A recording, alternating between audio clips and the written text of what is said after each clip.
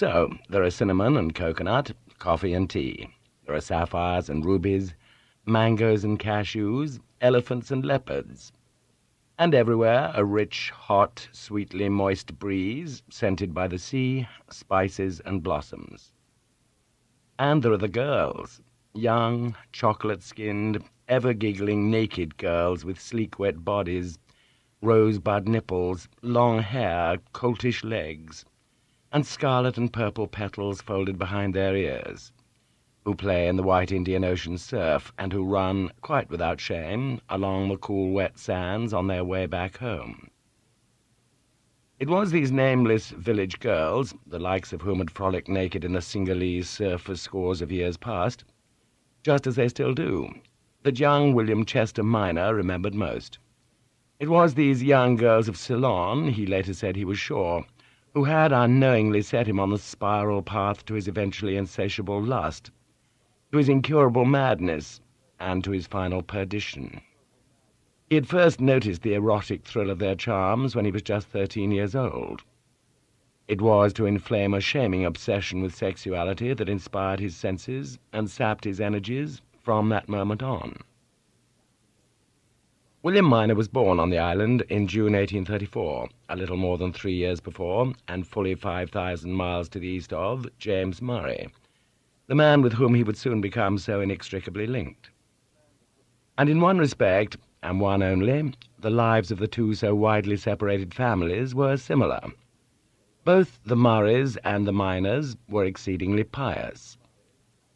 Thomas and Mary Murray were members of the Congregationalist Church, clinging to the conservative ways of 17th-century Scotland, with a group known as the Covenanters. Eastman and Lucy Minor were Congregationalists too, but of the more muscularly evangelical kind that dominated the American colonies, and whose views and beliefs were descended from those of the Pilgrim Fathers. And although Eastman Strong Minor had learned the skills of printing, and had prospered as the owner of a press, his life eventually became devoted to taking the light of homespun American Protestantism into the dark interiors of the East Indies. The Minors were in Ceylon as missionaries, and when William was born it was at the mission clinic, into a devout mission family. Unlike the Murrays, the Minors were first-line American aristocracy. The original settler in the New World was Thomas Minor, who came originally from the village of Chew Magna in Gloucestershire.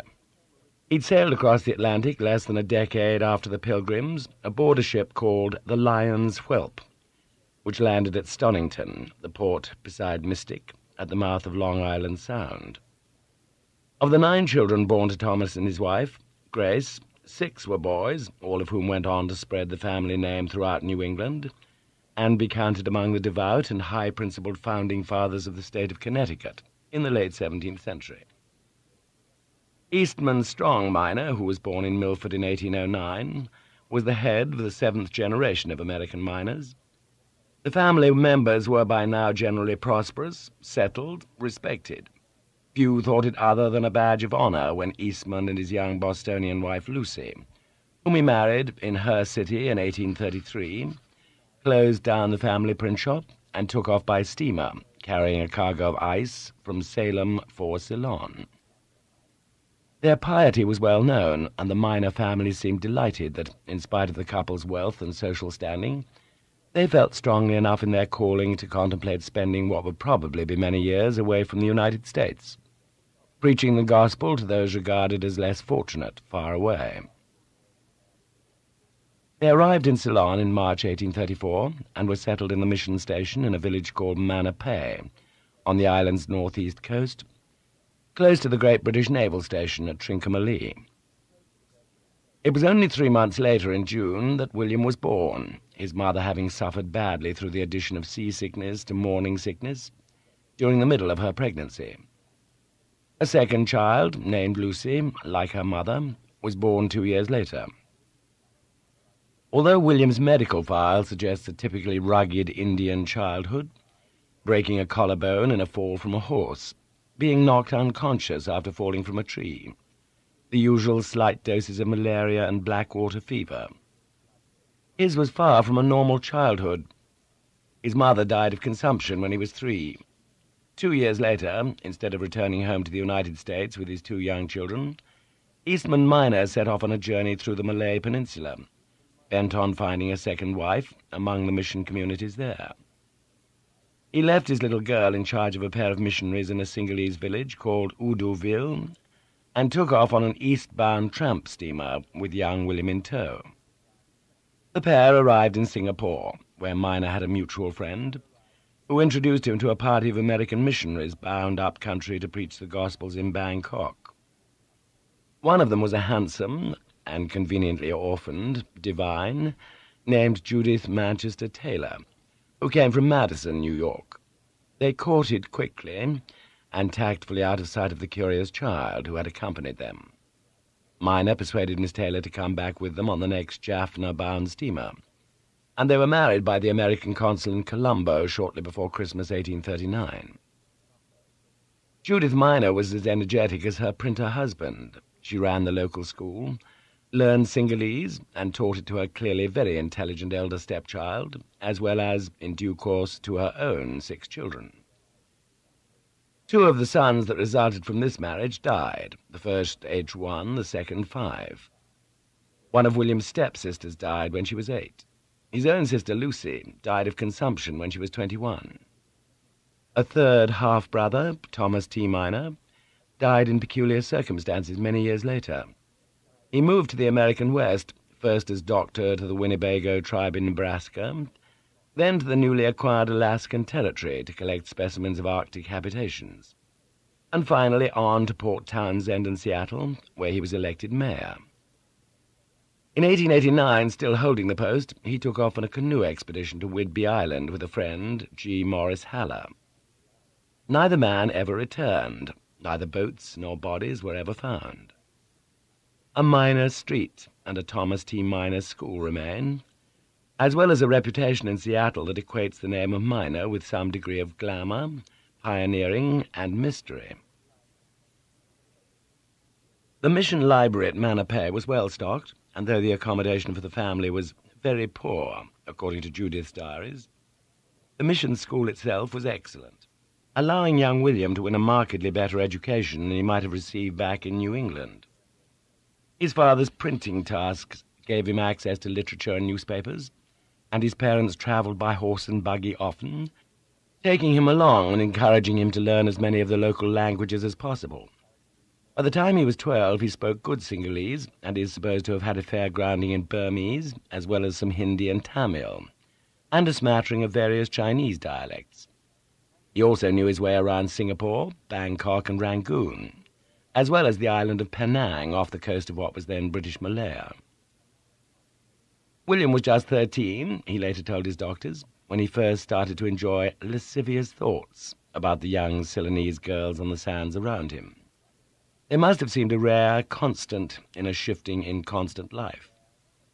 But by the time he was 14, his parents, who were perhaps aware of his pubescent longings, decided to send him back to the United States, well away from the temptations of the tropics. He was to live with his Uncle Alfred, who then ran a large crockery shop in the centre of New Haven.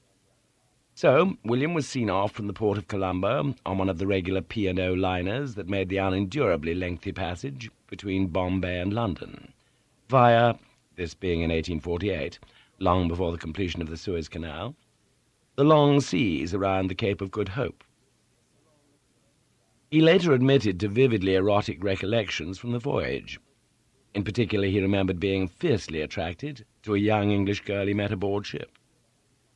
He seems not to have been warned that long tropical days and nights at sea, combined with the slow, rocking motion of the swell, and the tendency for women to wear short, light cotton dresses, and for bartenders to offer exotic drinks, could very well, in those days as well as these, lead to romance, particularly when one or even both sets of parents were absent. Much appears to have happened during the 4 weeks at sea, though not perhaps the ultimate. The friendship appears to have gone unconsummated, no matter how much time the pair spent alone. Many years later, Minor was to point out to his doctors that, as with his fantasies over the young Indian girls, he never gratified himself in an unnatural way, or ever let his sexual feelings for his fellow passenger get the better of him. Matters might have turned out very differently if they had. Guilt, perhaps a frequent handmaiden among the peculiarly pious, seems to have intervened, even more than a teenager's shyness or natural caution. From this moment on in William Minor's long and tormented life, sex and guilt come to appear firmly and fatally riveted together. He keeps apologizing to his questioners of later years. His thoughts were lascivious. He was ashamed of them.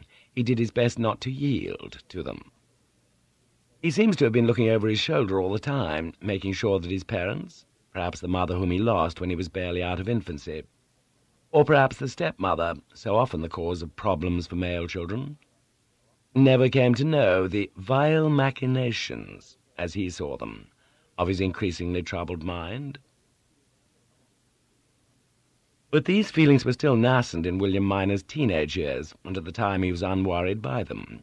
He had his academic life to pursue, and eagerly.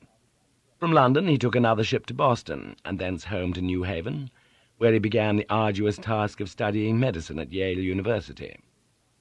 His parents and their much diminished family were not to return for 6 more years, by which time he was 20.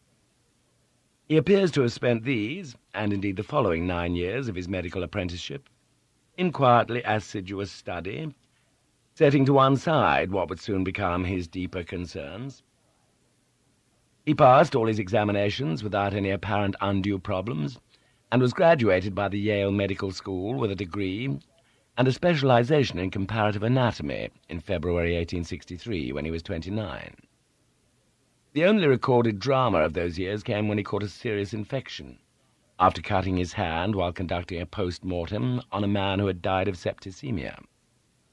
He reacted quickly, painting his hand with iodine, but not quickly enough. He had been gravely ill, his doctors later said, and had nearly died.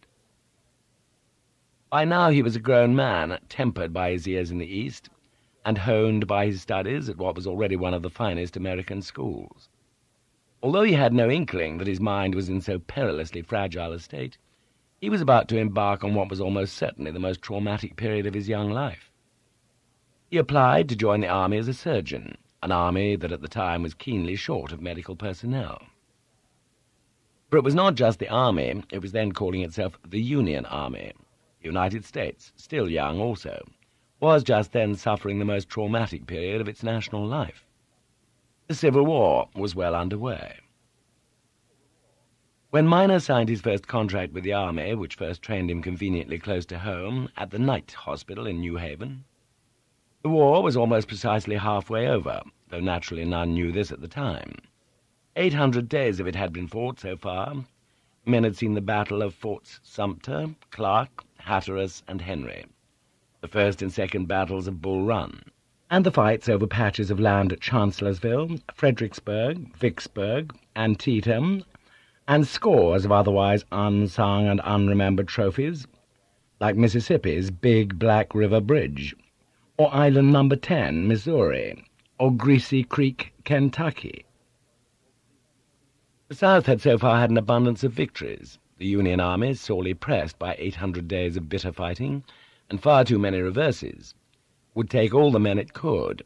It was eager to accept someone as apparently competent and well Yankee-born as William Chester Minor of Yale. 4 days after he joined up, on June the 29th, 1863, came the Battle of Gettysburg, the bloodiest of the entire war, the turning point beyond which the Confederacy's military ambitions began to fail. The newspapers that Minor read each evening in New Haven were full of accounts of the progress of the fighting.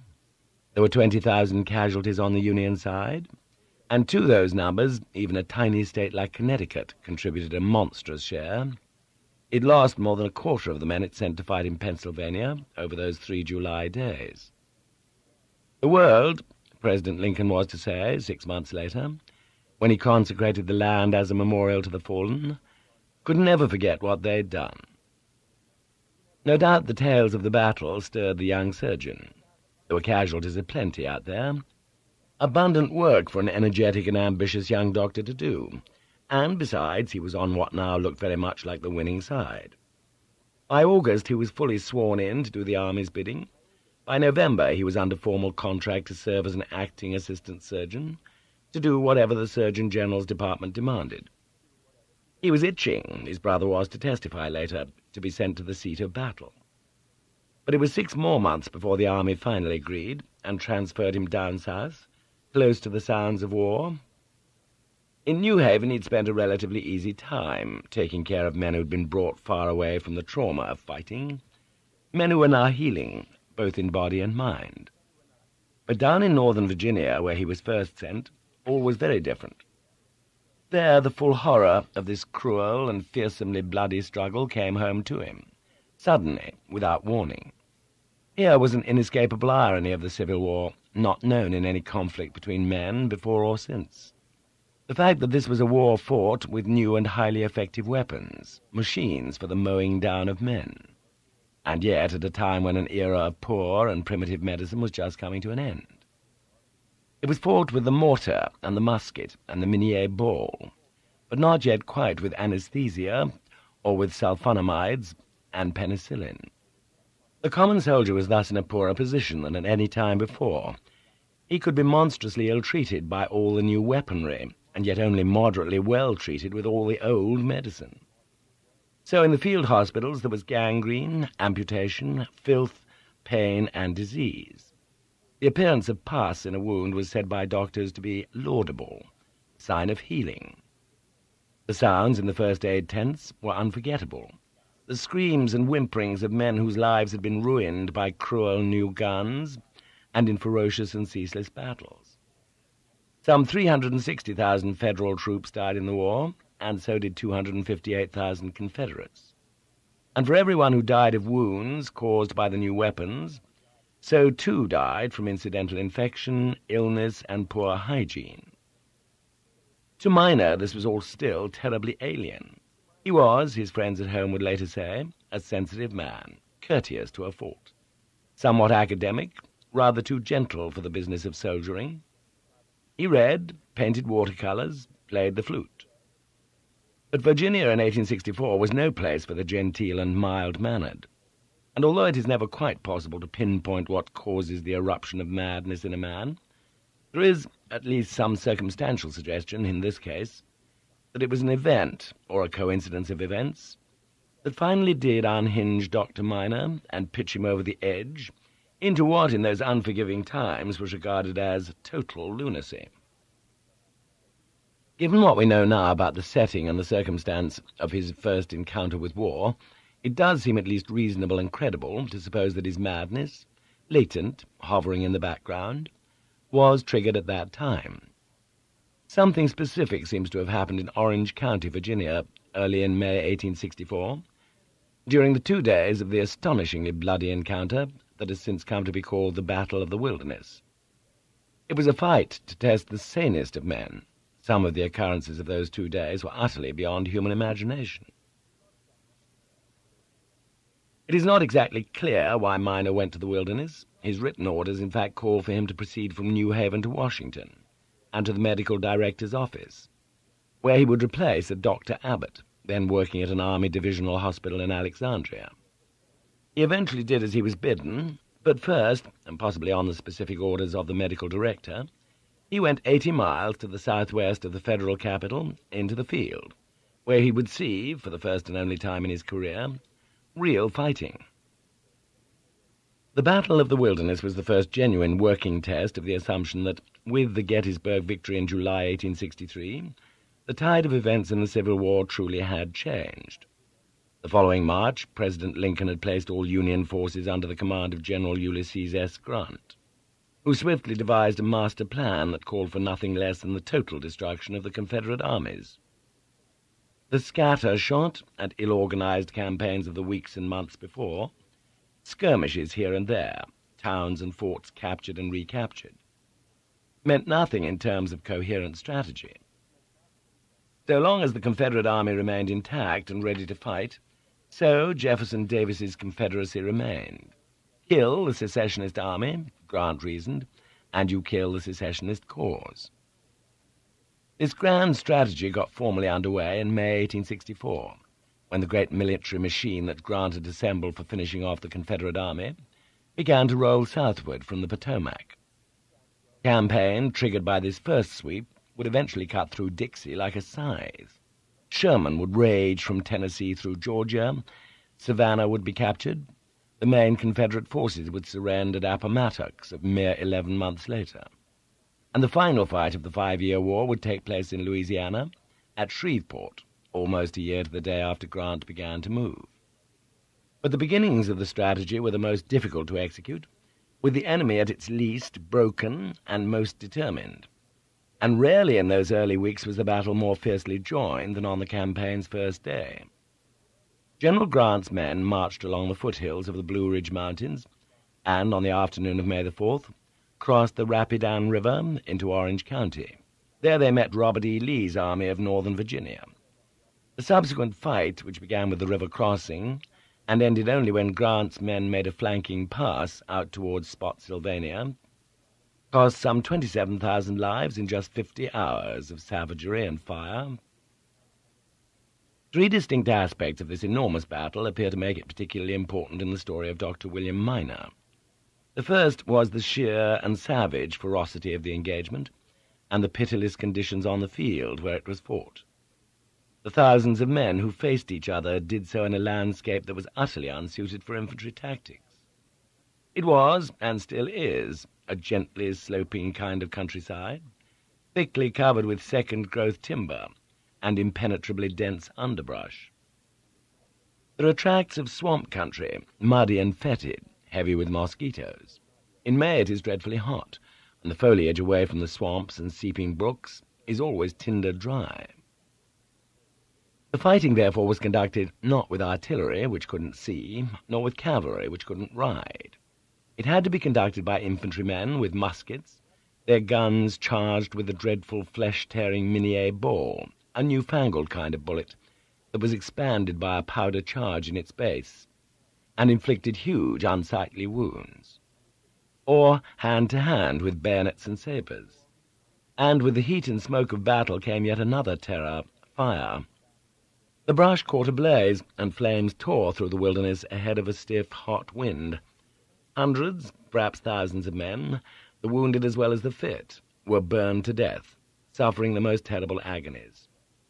One doctor wrote how soldiers appeared to have been wounded in every conceivable way, men with mutilated bodies, with shattered limbs and broken heads, men enduring their injuries with stoic patience, and men giving way to violent grief, men stoically indifferent, and men bravely rejoicing that it is only a leg.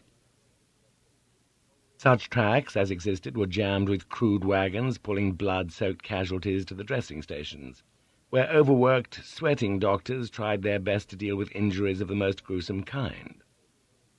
A soldier from Maine wrote with appalled wonder of the fire. The blaze ran sparkling and crackling up the trunks of the pines till they stood a pillar of fire from base to topmost spray. Then they wavered and fell, throwing up showers of gleaming sparks, while over all hung the thick clouds of dark smoke, reddened beneath by the glare of flames. "Forest fires raged," wrote another soldier who was at the Wilderness. "Ammunition trains exploded, the dead were roasted in the conflagration, the wounded, roused by its hot breath, dragged themselves along with their torn and mangled limbs, in the mad energy of despair to escape the ravages of the flames, and every bush seemed hung with shreds of blood-stained clothing. It seemed as though Christian men had turned to fiends, and hell itself had usurped the place of earth." The second aspect of the battle that may be important in understanding Minor's bewildering pathology relates to one particular group who played a part in the fighting, the Irish. The same Irish of whom Minor's London landlady would later testify that he appeared to be strangely frightened. There were around 150,000 Irish soldiers on the Union side in the struggle, many of them subsumed anonymously into the Yankee units that happened to recruit where they lived. But there was also a proud assemblage of Irishmen who fought together as a block. These were the soldiers of the 2nd Brigade, the Irish Brigade, and they were braver and rougher than almost any other unit in the entire Federal Army. When anything absurd, forlorn, or desperate was to be attempted, as one English war correspondent wrote, the Irish Brigade was called upon. The brigade fought at the Wilderness, Men of the 28th Massachusetts and the 116th Pennsylvania were there, alongside Irish men from New York's legendary regiments, the 63rd, the 88th, and the 69th, which still to this day leads the St. Patrick's Day Parade up the green-lined expanse of Fifth Avenue in March. But compared with those who had fought 1 or 2 years before, there was a subtle difference in the mood of the Irishmen who fought with the Federal troops in 1864. At the beginning of the war, before emancipation had been proclaimed, the Irish were staunch in their support of the North, and equally antipathetic to a South that seemed, at least in those early days, to be backed by the England they so loathed. Their motives in fighting were complex, but once again it is a complexity that is important to this story. They were new immigrants from a famine-racked Ireland, and they were fighting in America not just out of gratitude to a country that had given them succour, but in order to be trained to fight back home one day, and to rid their island of the hated English once and for all. An Irish-American poem of the time made the point. When concord and peace to this land are restored, and the Union's established forever, brave sons of Hibernia, oh, sheathe not the sword, you will then have a Union to sever. The Irish were not to remain long in sympathy with all of the federal aims. They were fierce rivals with American blacks, competing at the base of the social ladder for such opportunities, work especially, as were on offer. And once the slaves were formally emancipated by Lincoln in 1863, the natural advantage that the Irish believed they had in the colour of their skins quite vanished, and with it much of their sympathy for the Union cause in the war they had chosen to fight. Besides, they'd been doing their sums. "We did not cause this war," one of their leaders said, "but vast numbers of our people have perished for it." The consequence was that, especially in battles where it seemed as though the Irish troops were being used as cannon fodder, they began to leave the fields of battle. They began to run away, to desert. And large numbers of them certainly deserted from the terrible flames and bloodshed of the Battle of the Wilderness. It was desertion, and one of the particular punishments, often inflicted on those convicted of it, that stands as the third and possibly the principal reason for William Minor's subsequent fall. Desertion, like indiscipline and drunkenness, was a chronic problem during the Civil War, seriously so because it deprived the commanders of the manpower they so badly needed. It was a problem that grew as the war itself endured, the enthusiasm of the two causes abating as the months and years went on and the numbers of casualties grew. The total strength of the Union Army was probably 2,900,000, and that of the Confederacy 1,300,000. And, as we have seen, they suffered staggering casualty totals of 360,000 and 258,000, respectively. The number of men who simply dropped their guns and fled into the forest is almost equally spectacular: 287,000 from the Union side, 103,000 from the southern states. Of course, these figures are somewhat distorted. They represent men who fled, were captured, and set to fighting again, only to desert once more and maybe many times subsequently. But they are still gigantic numbers, 1 in 10 in the Union Army, 1 in 12 from the rebels. By the middle of the war, more than 5,000 soldiers were deserting every month, some merely dropping behind during the interminable route marches, others fleeing in the face of gunfire. In May 1864, the month when General Grant began his southern progress, and the month of the Wilderness, no fewer than 5,371 Federal soldiers cut and ran. More than 170 left the field every day. They were both draftees and volunteers, and either heartsick or homesick, depressed, bored, disillusioned, unpaid, or just plain scared. William Minor had not merely stumbled from the calm of Connecticut into a scene of carnage and horror. He'd also come across a demonstration of man at his least impressive, fearful, depleted in spirit, and cowardly. Army regulations of the time may have been rather flexible when it came to prescribing penalties for drinking. A common punishment was to make the man stand on a box for several days, with a billet of wood on his shoulder. But they were unambiguous when it came to desertion. Anyone caught and convicted of the one sin which may not be pardoned in this world or the next would be shot. That at least was what was said on paper. Desertion is a crime punishable by death, But to shoot one of your own soldiers, whatever his crime, had a practical disbenefit. It diminished your own numbers, weakened your own forces. This piece of grimly realistic arithmetic persuaded most Civil War commanders, on both sides, to devise alternative punishments for those who ran away. Only a couple of hundred men were shot, though their deaths were widely publicized in a vain effort to set an example. Many were thrown into prison, locked in solitary confinement, flogged, or heavily fined. The rest, and most first-time offenders, were usually subjected to public humiliations of varying kinds. Some had their heads shaved or half-shaved, and were forced to wear boards with the inscription "Coward." Some were sentenced by drumhead courts-martial to a painful ordeal called bucking, in which the wrists were tied tightly, the arms forced over the knees, and a stick secured beneath knees and arms, leaving the convict in an excruciating contortion, often for days at a time.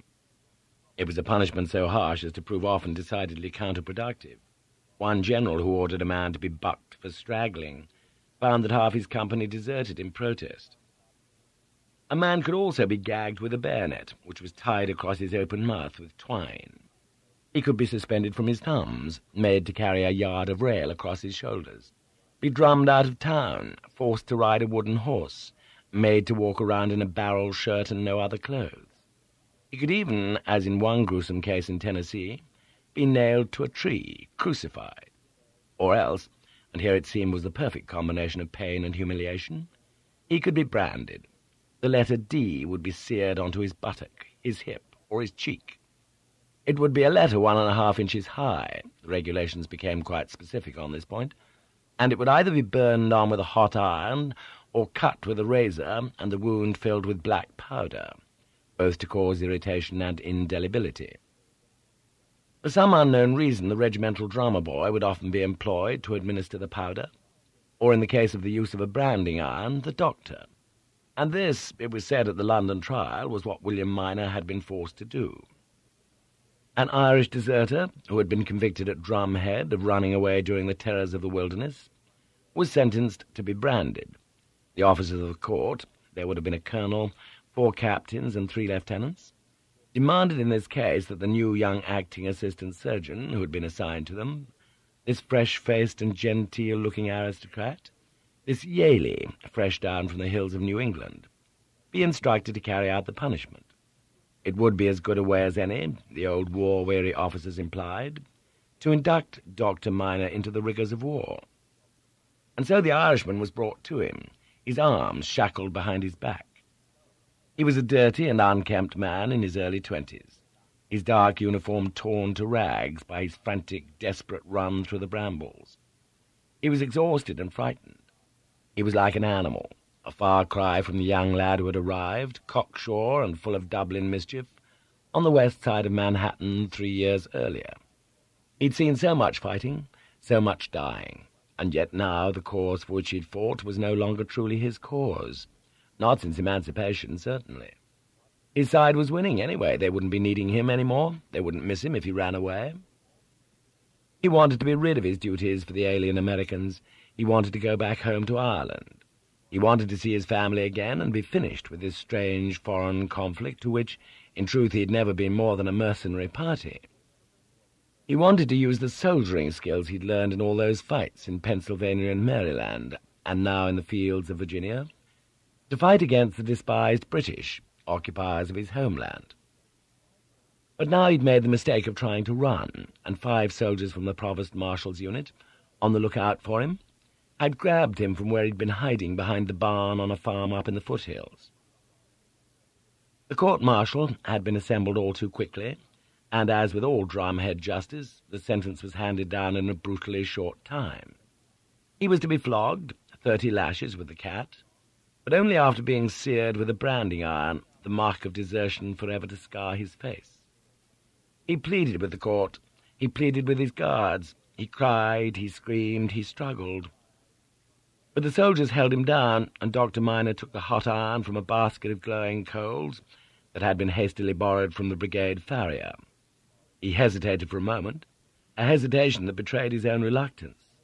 For was this, he wondered briefly, truly permitted under the terms of his Hippocratic oath? The officers grunted for him to continue, and he pressed the glowing metal onto the Irishman's cheek. The flesh sizzled, the blood bubbled and steamed, the prisoner screamed and screamed. And then it was over.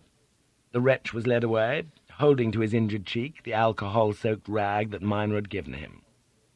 Perhaps the wound would become infected, would fill with the laudable pus that other doctors said hinted at cure. Perhaps it would fester and crust with sores. Perhaps it would blister and burst and bleed for weeks. He didn't know. All that he was sure of was that the brand would be with him for the rest of his life. While in the United States it would mark him as a coward, as shaming a punishment as the court had decreed. Back home in Ireland it would mark him as something else altogether. It would mark him as a man who had gone to America to train with the army, and who was now back in Ireland, bent on fighting against the British authorities. He could clearly be identified from now on as a member of one of the Irish nationalist rebel groups.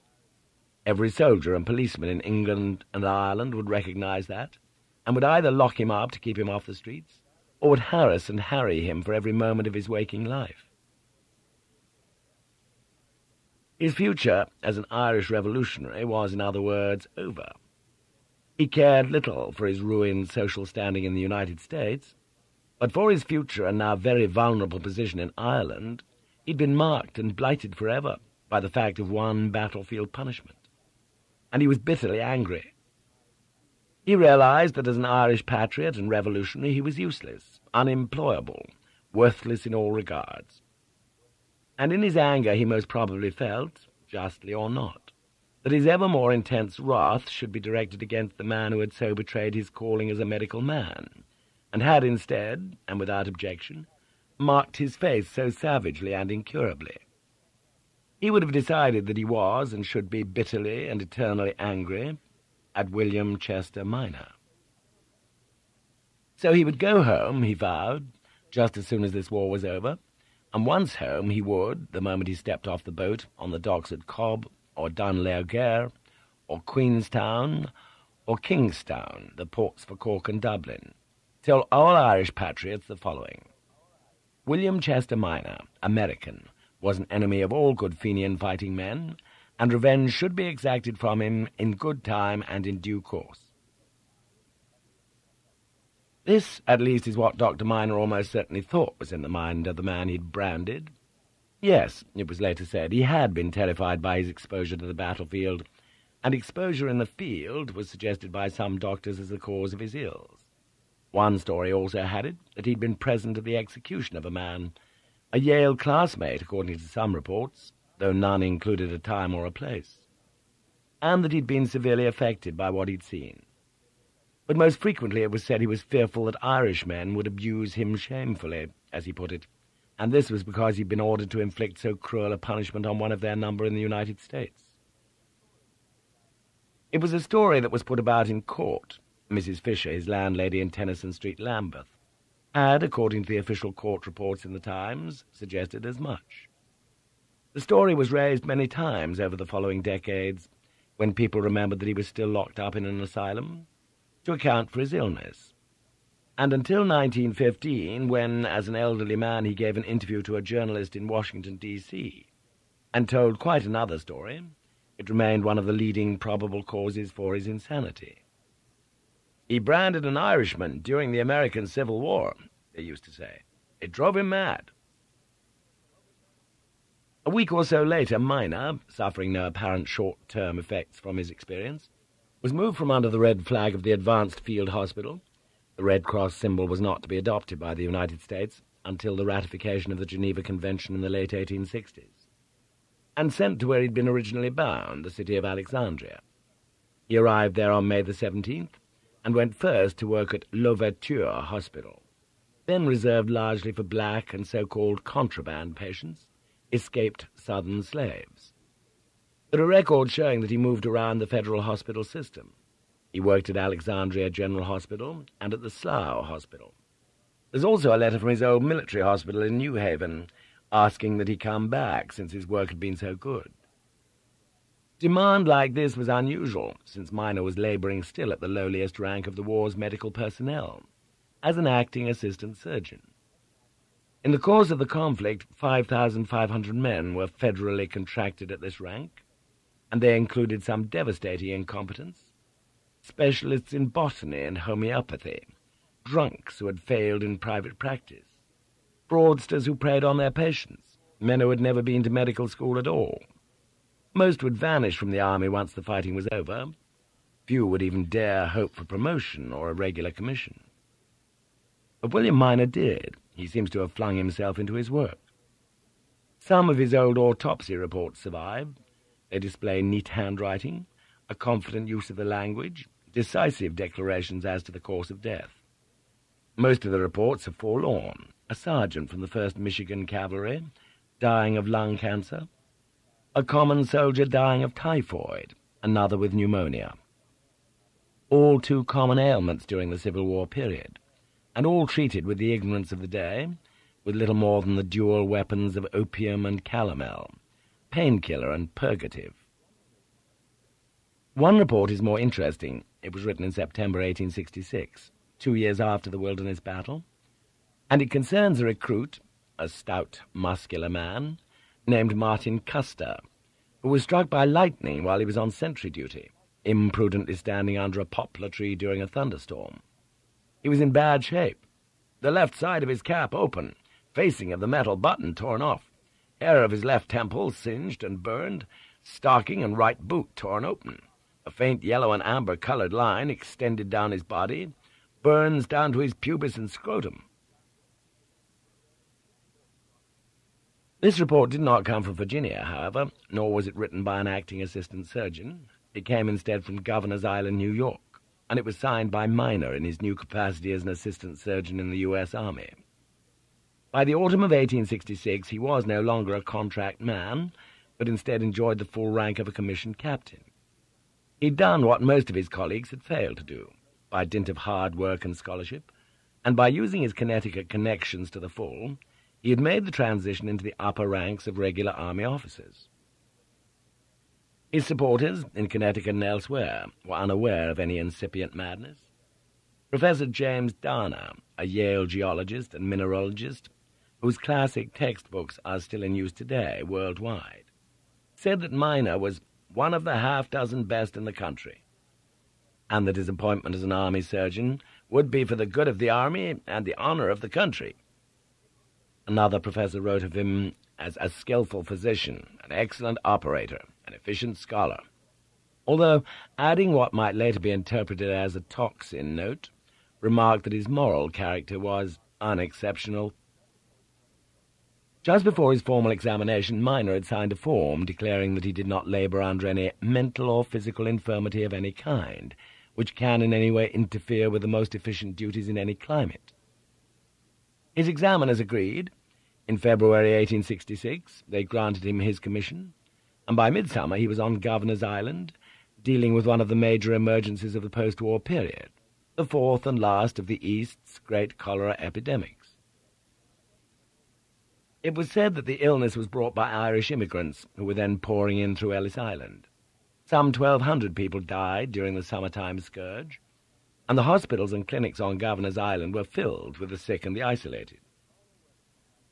Miner worked tirelessly throughout the months of the plague, and his work was recognized.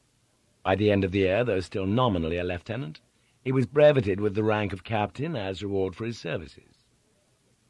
But at the same time there came disturbing signs in Miner's behaviour of what, with hindsight, appears to have been an incipient paranoia. He began to carry a gun when he was out of uniform.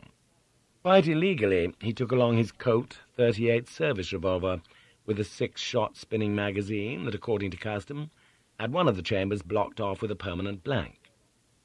He carried the weapon, he explained, because one of his fellow officers had been killed by muggers when returning from a bar in Lower Manhattan. He carried the weapon, he explained, because one of his fellow officers had been killed by muggers when returning from a bar in Lower Manhattan. He, too, might be followed by ruffians, he said, who might try to attack him.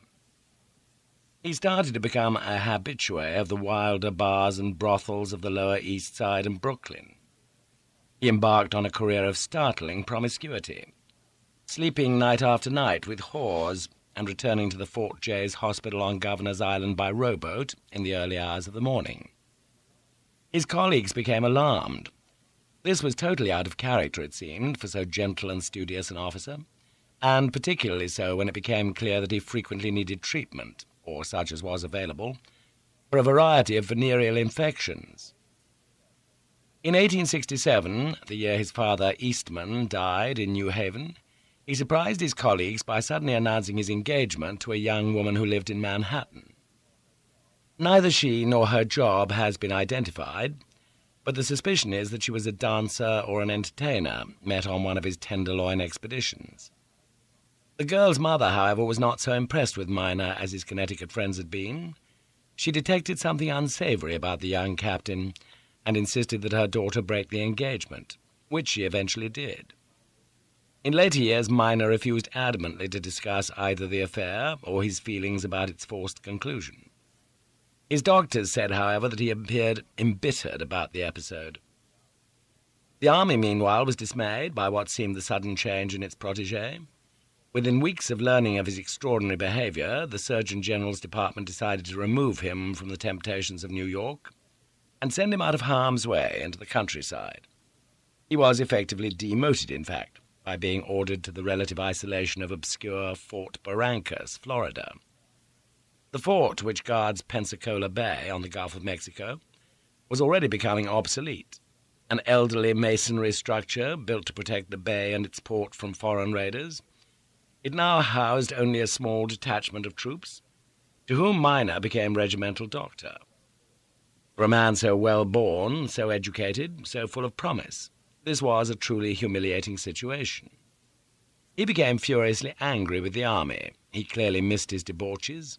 His messmates noticed that he became moody and occasionally very aggressive.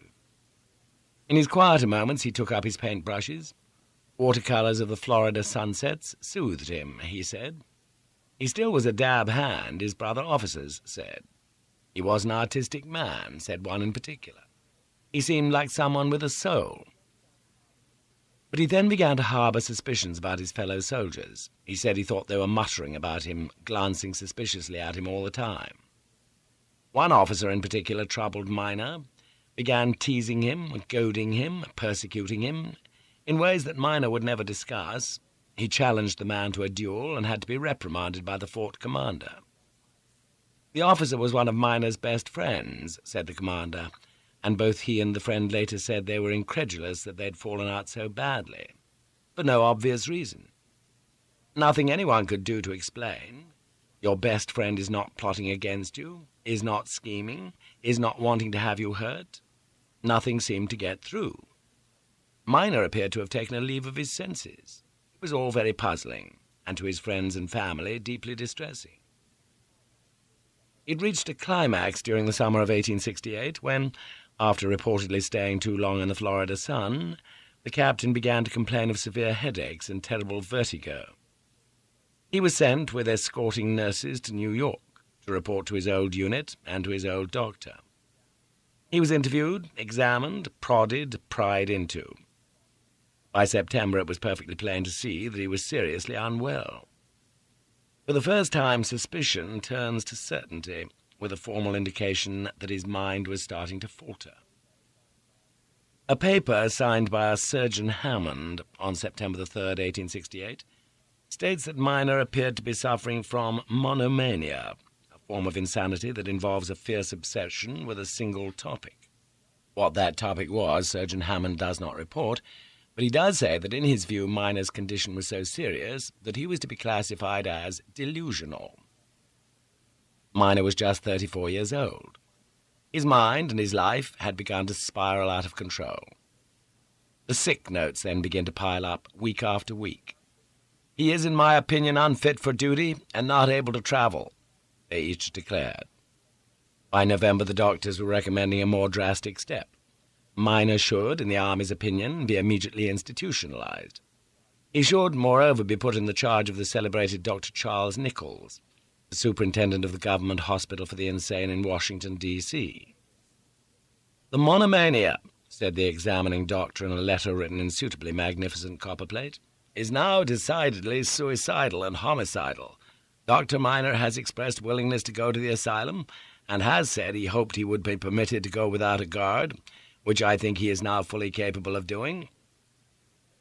Capable, but ashamed. A letter, begging permission on Miner's behalf for him to go to the asylum without people knowing, survives.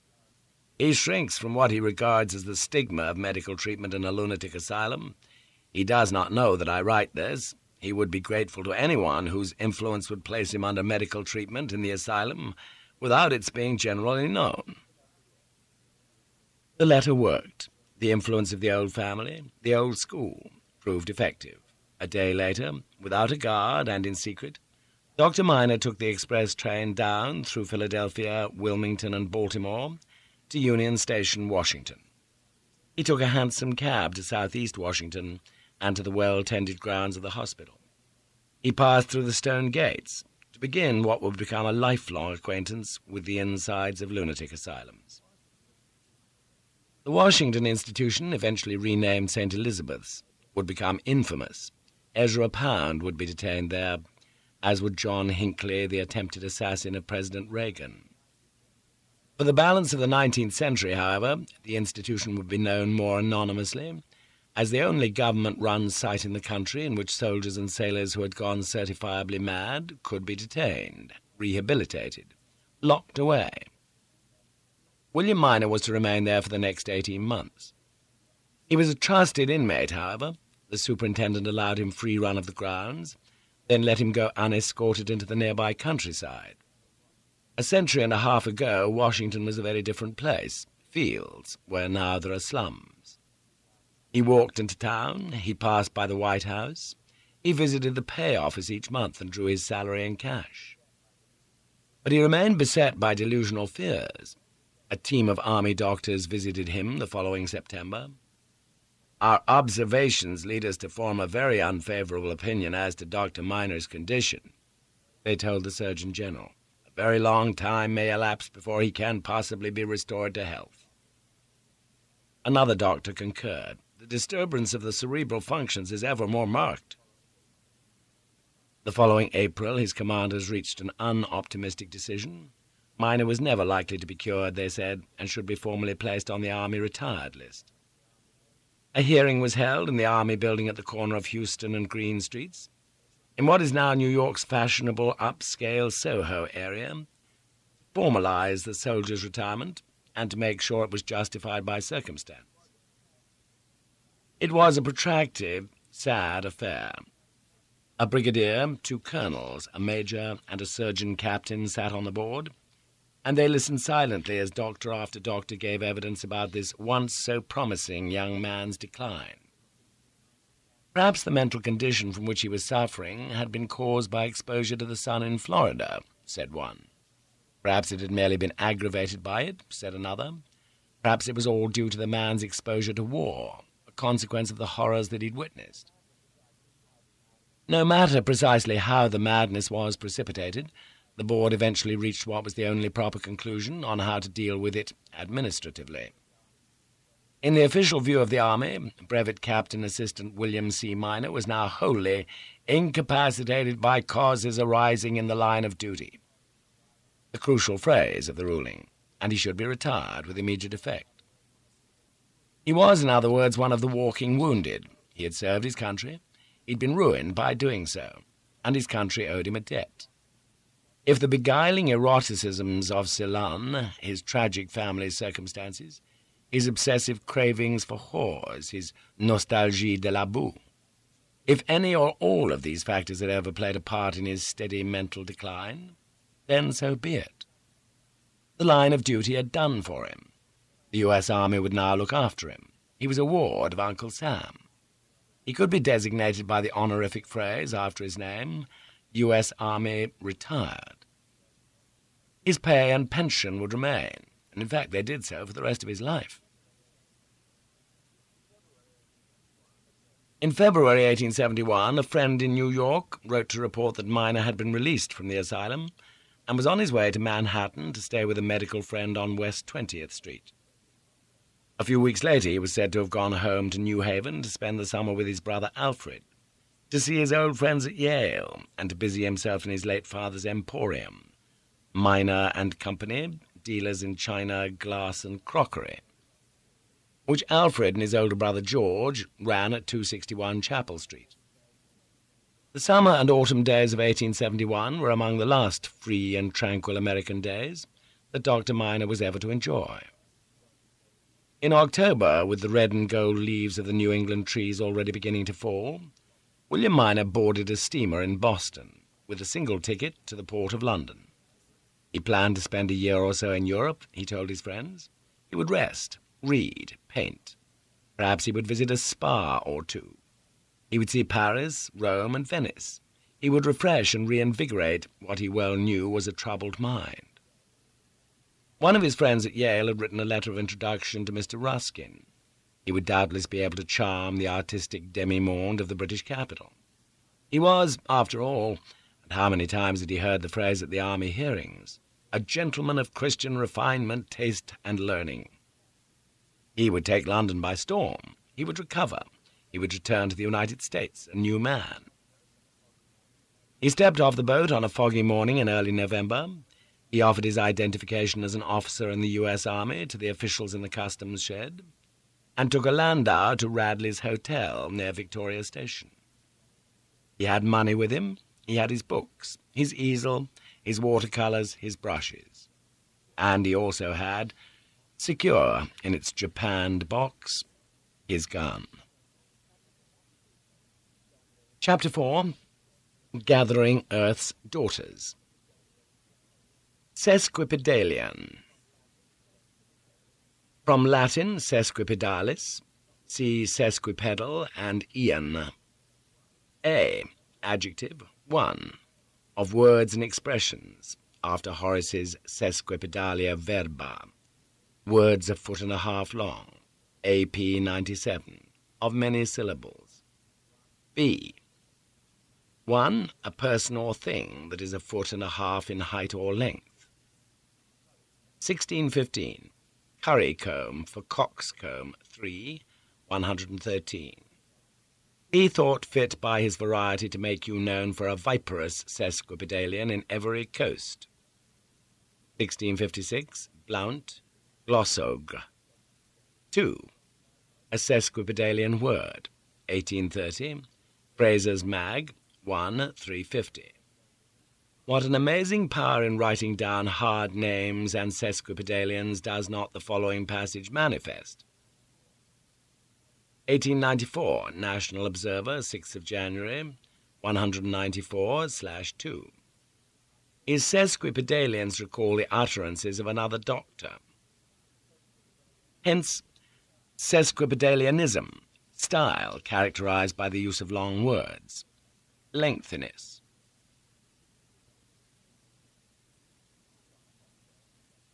It was also on a foggy day in November, nearly a quarter of a century earlier, that the central events on the other side of this curious conjunction got properly underway. But while Dr. Miner arrived in London on a wintry November morning and took himself to an unfashionable lodging-house in Victoria, this very different set of events took place early on a wintry November evening and in an exceedingly select quarter of Mayfair.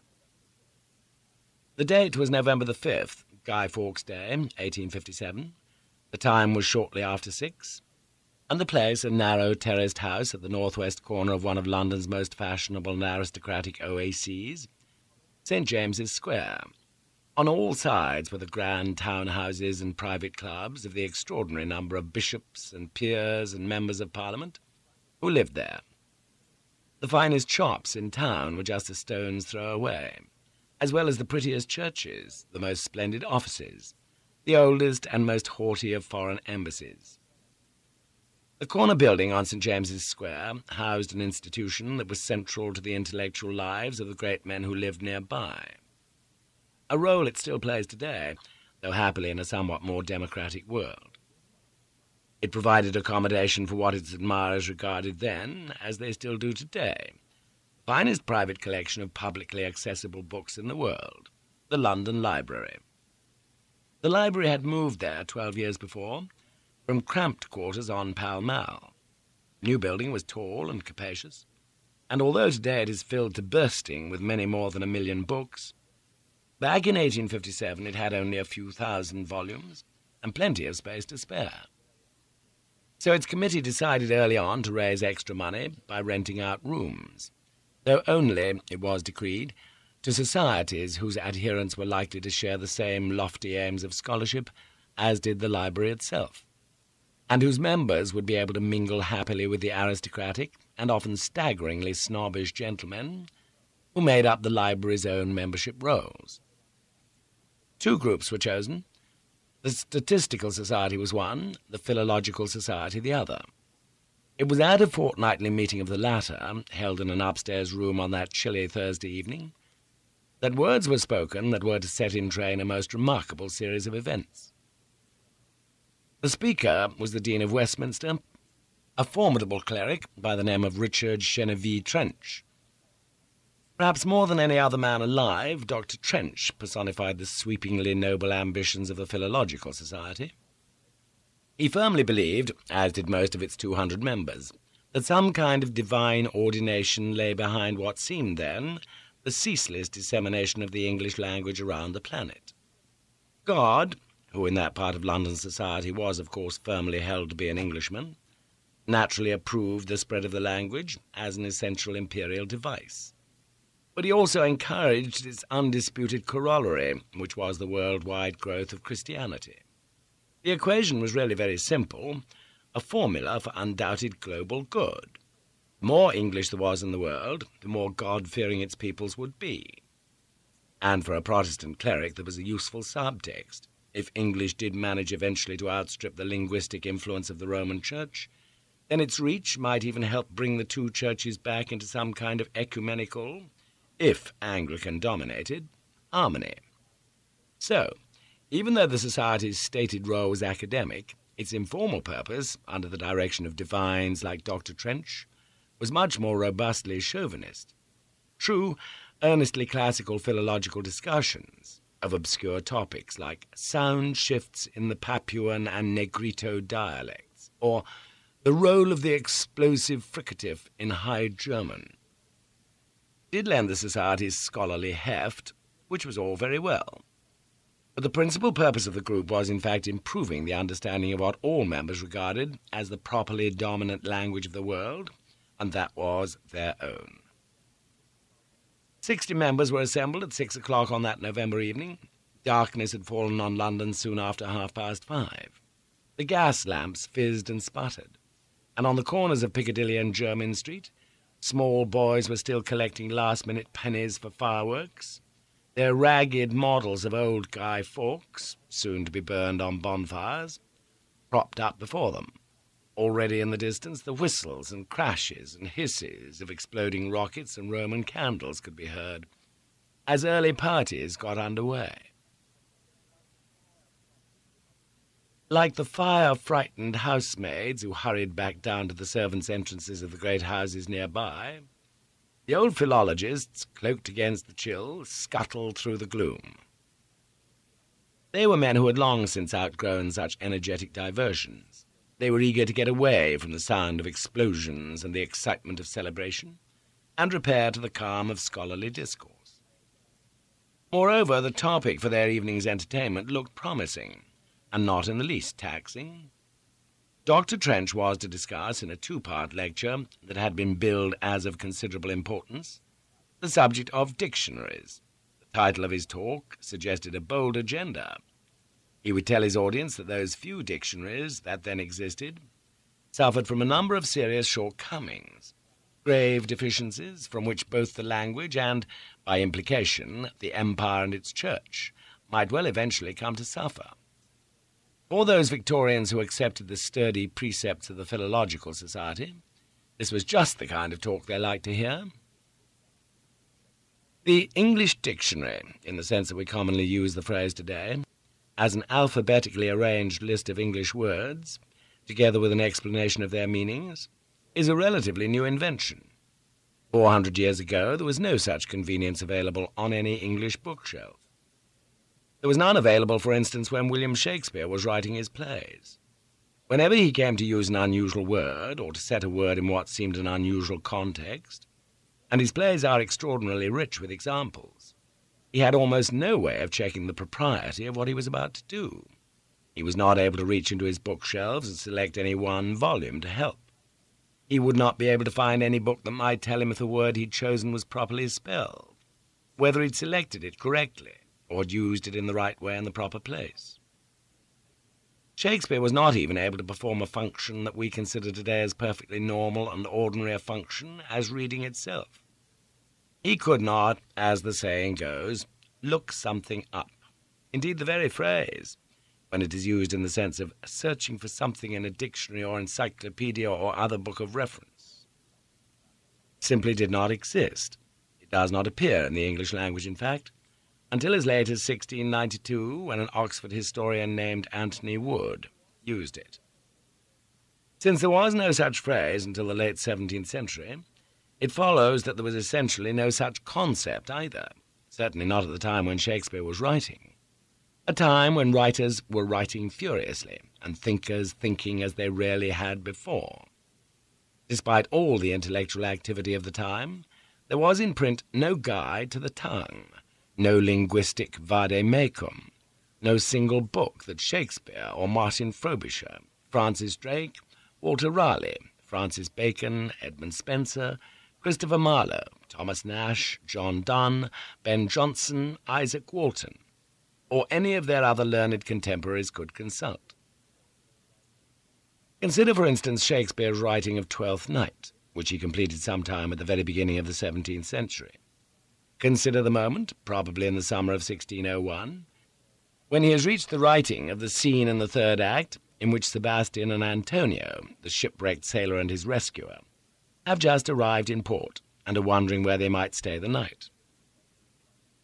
Sebastian considers the question for a moment, and then, in the manner of someone who has read and well remembered his Good Hotel Guide of the day, declares quite simply, "In the south suburbs at the Elephant is best to lodge."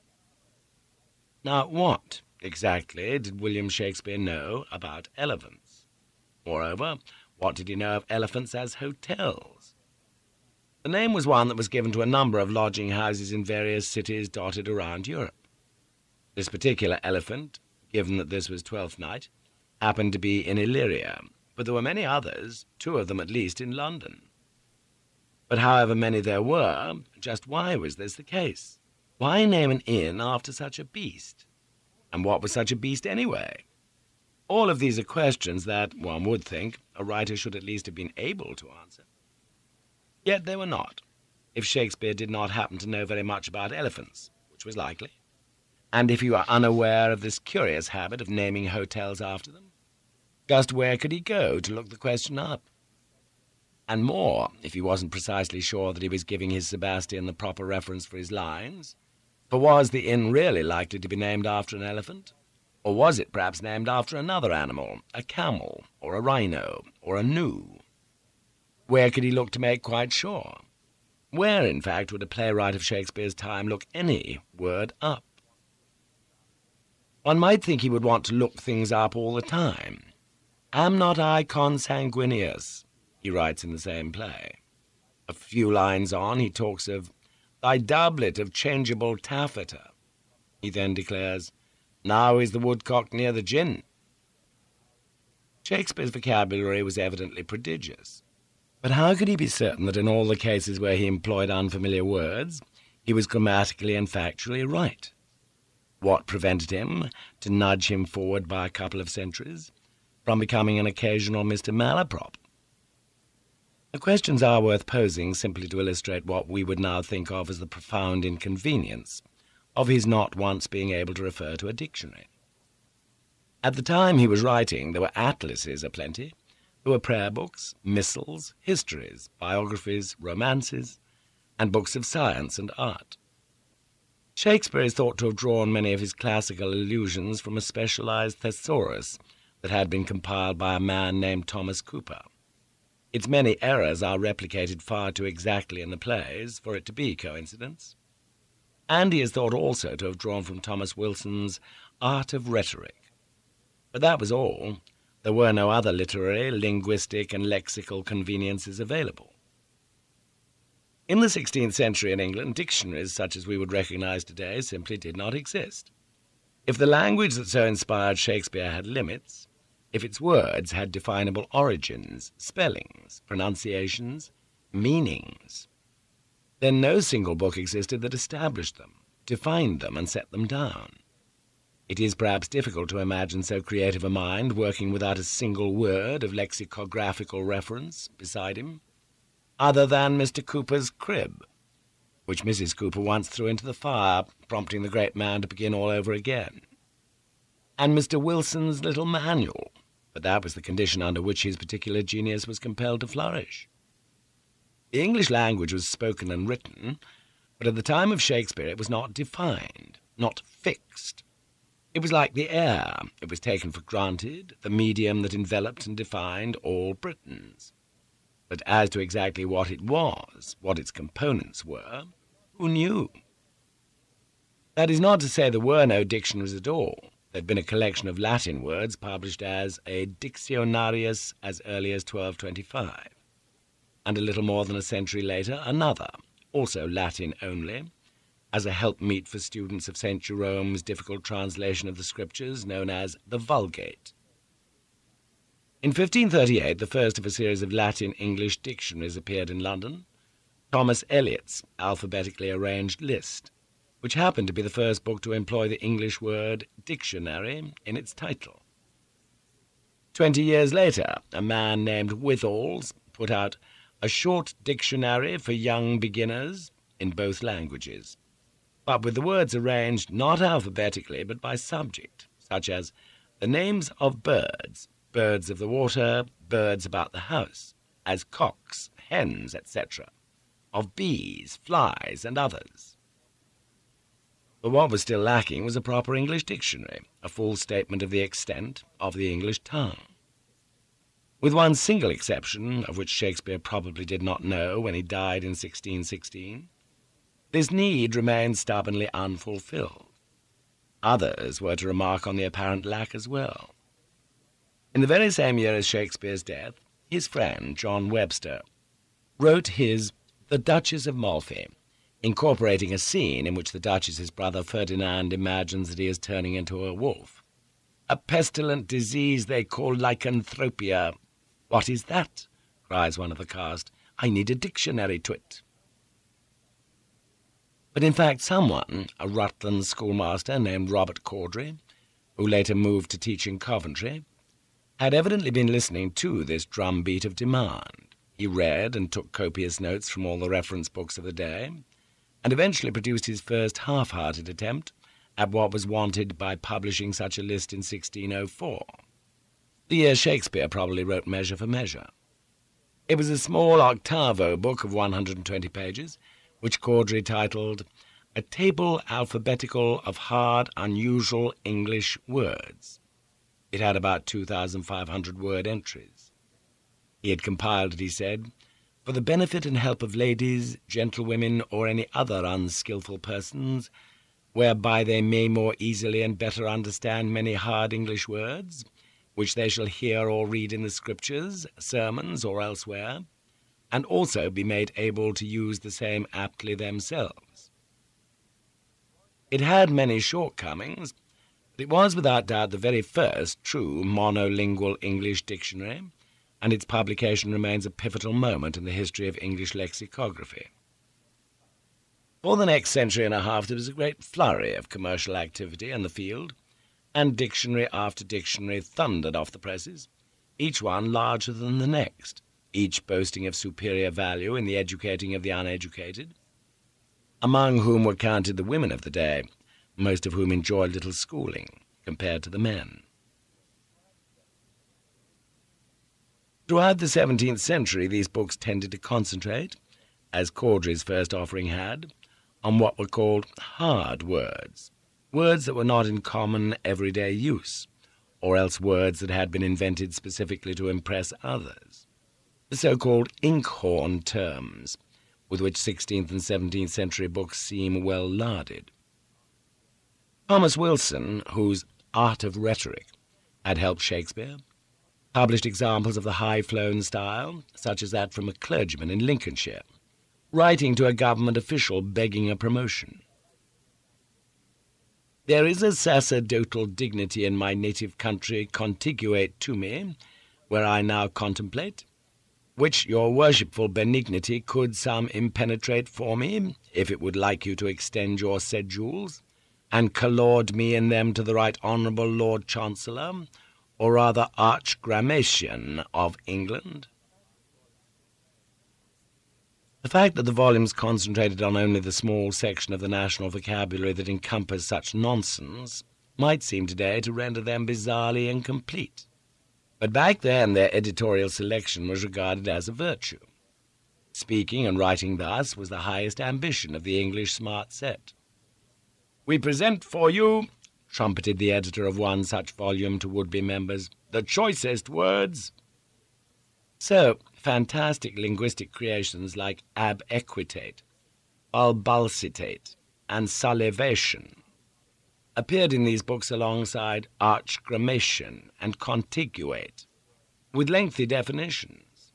There were words like necessitude, commotrix, and parentate, all of which are now listed, if listed at all, as obsolete or rare, or both.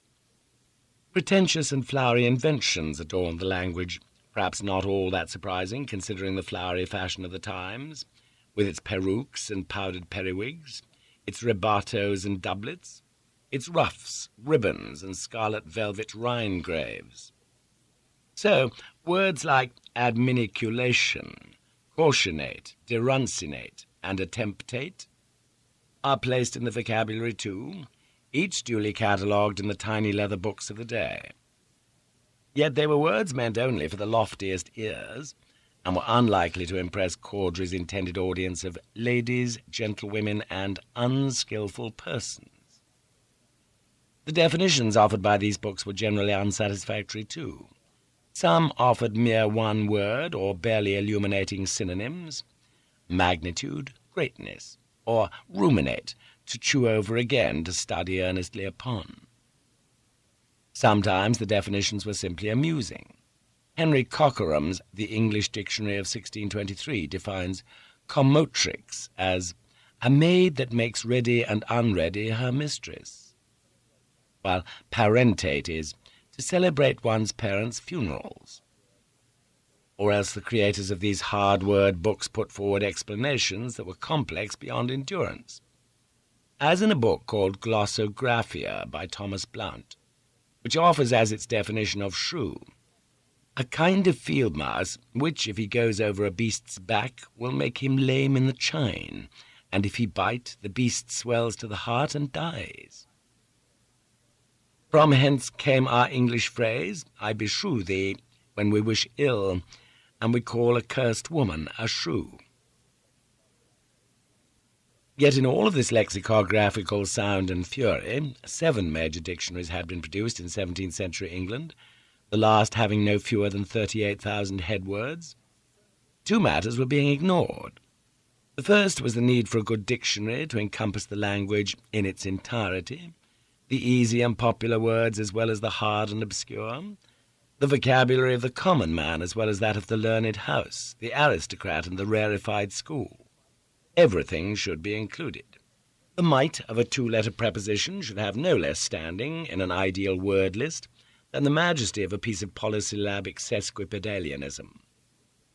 The second matter the dictionary makers were ignoring was the coming recognition elsewhere that, with Britain and its influence now beginning to flourish in the world, with daring sailors like Drake and Raleigh and Frobisher skimming the seas, with European rivals bending before the might of British power, and with new colonies securely founded in the Americas and India, which spread the English language and English concepts far beyond the shores of England, English was trembling on the verge of becoming a global language.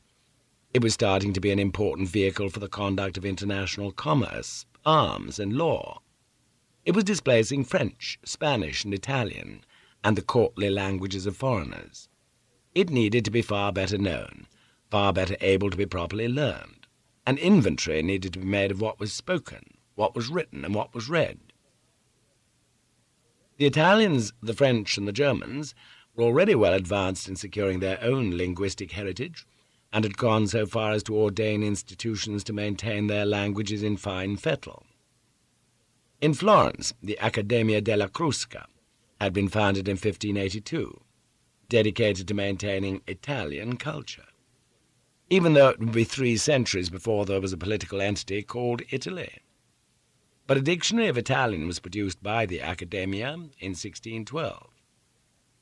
The linguistic culture was alive, if not the country.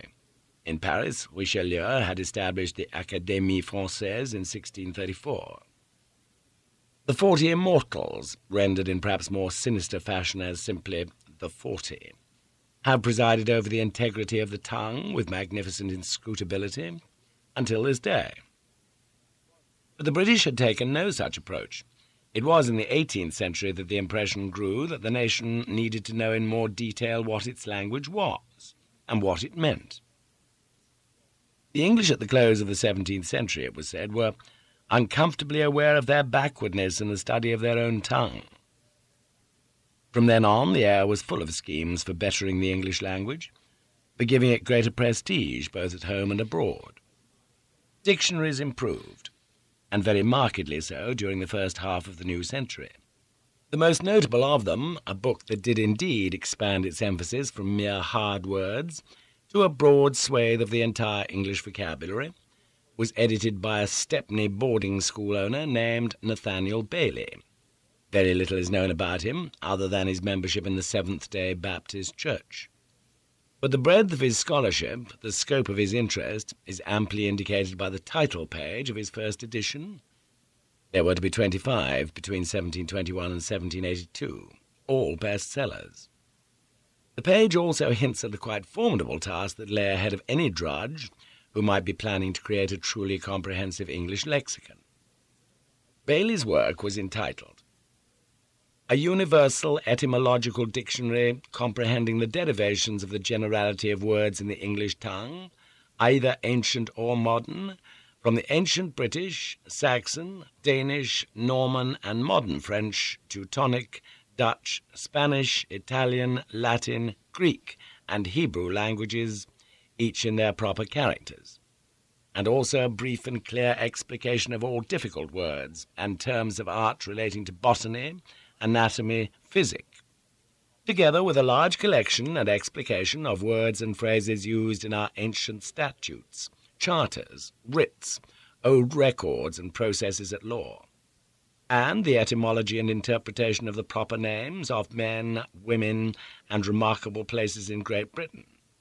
Also the dialects of our different counties, containing many thousand words more than any English dictionary before extant, to which is added a collection of our most common proverbs, with their explication and illustration. The whole work compiled and methodically digested, as well as for the entertainment of the curious, as the information of the ignorant, and for the benefit of young students, artificers, tradesmen, and foreigners. Good the volumes and the effort may have been, but still not quite good enough.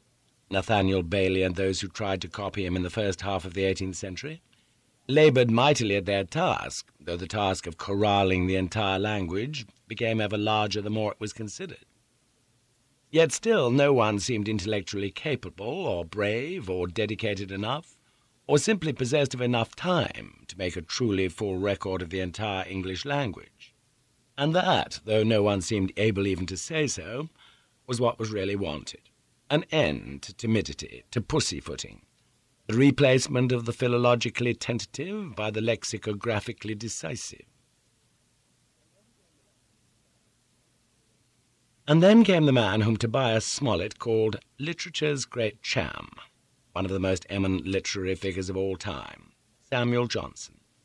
He decided to take up the challenge before which so many others had flinched, and even with the critical judgment of the more than 2 centuries since, it can fairly be said that what he created was an unparalleled triumph.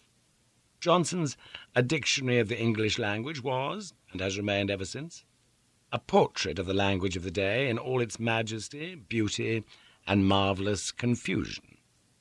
Few are the books that can offer so much pleasure to look at, to touch, to skim, to read. They can still be found today, often cased in boxes of brown morocco. They are hugely heavy, built for the lectern rather than the hand. They are bound in rich brown leather. The paper is thick and creamy, the print impressed deep into the weave. Few who read the volumes today can fail to be charmed by the quaint elegance of the definitions, of which Johnson was a master. Take, for example, the word for which Shakespeare might have hunted, elephant. It was, Johnson declared, the largest of all quadrupeds, of whose sagacity, faithfulness, prudence, and even understanding many surprising relations are given. This animal is not carnivorous, but feeds on hay, herbs, and all sorts of pulse, and it is said to be extremely long-lived. It is naturally very gentle, but when enraged, no creature is more terrible. He is supplied with a trunk, or long hollow cartilage, like a large trumpet, which hangs between his teeth, and serves him for hands. By one blow with his trunk he will kill a camel or a horse, and will raise off prodigious weight with it. His teeth are the ivory so well known in Europe, some of which have been seen as large as a man's thigh, and a fathom in length. Wild elephants are taken with the help of a female ready for the male. She is confined to a narrow place, round which pits are dug, and these being covered with a little earth scattered over hurdles, the male elephant easily falls into the snare. In copulation the female receives the male lying upon her back, and such is his pudicity that he never covers the female so long as anyone appears in sight. Yet Johnson's dictionary represents more, far more, than mere quaintness and charm. Its publication represented a pivotal moment in the history of the English language. The only more significant moment was to commence almost exactly a century later. Samuel Johnson had been thinking about and planning the structure of his dictionary for many years. He'd been doing so in part to create a reputation for himself. He was a school teacher turned scribbler, known only in limited metropolitan circles as the parliamentary sketch writer for the Gentleman's Magazine. He was eager to have himself better regarded, but he began the process also in response to calls from the giants, demands that something needed to be done. Theirs was a near-universal complaint.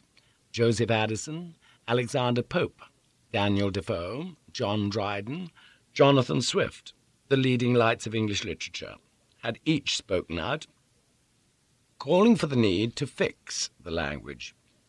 By that, fixing has been a term of lexicographical jargon ever since.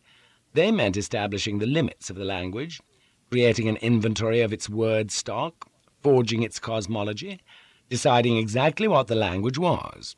Their considered view of the nature of English was splendidly autocratic. The tongue, they insisted, had by the turn of the 17th century become sufficiently refined and pure that it could only remain static or else thenceforward deteriorate.